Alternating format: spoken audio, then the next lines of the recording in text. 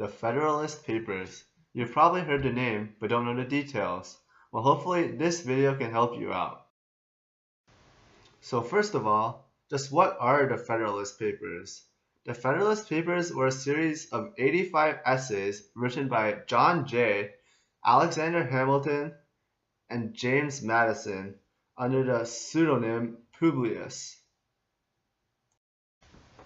The purpose of these papers was to promote the ratification of the new United States Constitution. They talked about various issues and questions people may have had concerning this new government. The most famous Federalist paper is Federalist 10, which you may have heard of. Federalist 10 talked about factions.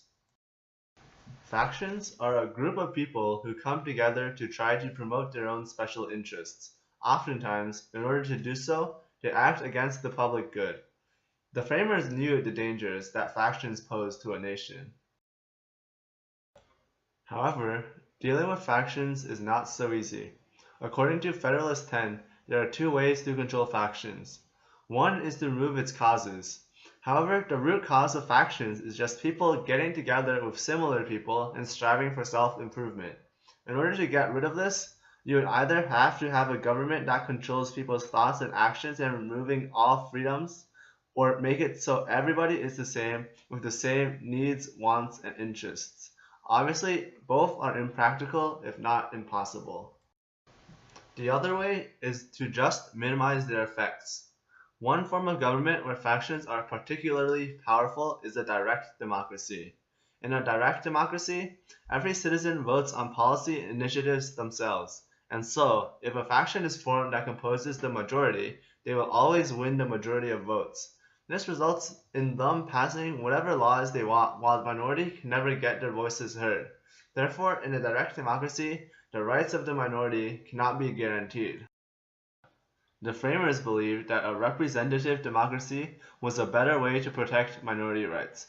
In a representative democracy, the government consists of a small group of elected legislators that represent their constituency. In theory, these representatives should be knowledgeable and upright. They would keep the entire public good in mind instead of selling out to particular factions or corruption. And luckily, the US Constitution happens to set up a representative democracy through the House of Representatives. Hooray! The other paper you might need to know about is Federalist 51. The paper's main goal was to address the people's fear of tyranny from an all-powerful national government.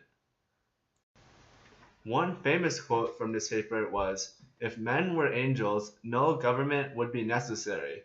This shows how the founders knew that people are imperfect and that those in power may have a tendency to abuse it. The solution outlined by Federalist 51 and the Constitution is separation of powers. Separation of powers splits up the government into various branches and divides power between these branches so that one branch isn't too powerful. In the case of our government, we have the executive, legislative, and judicial branches. In addition, to compensate for the legislative branch being more powerful than the others, it was created as a bicameral legislature consisting of two parts, the House of Representatives and the Senate. Also, the framers noted that the branches must be somewhat independent. For example, if the members of one branch chose who serves on another branch, the branches aren't very separate. Another example would be that one branch can't determine another's paycheck. Of course, we have exceptions, such as the appointment of judges due to practical and also the fact that the general public may not be the best at determining these things. So that's the gist of the two most famous Federalist papers. Thank you for watching, and we hope you learned something from this video.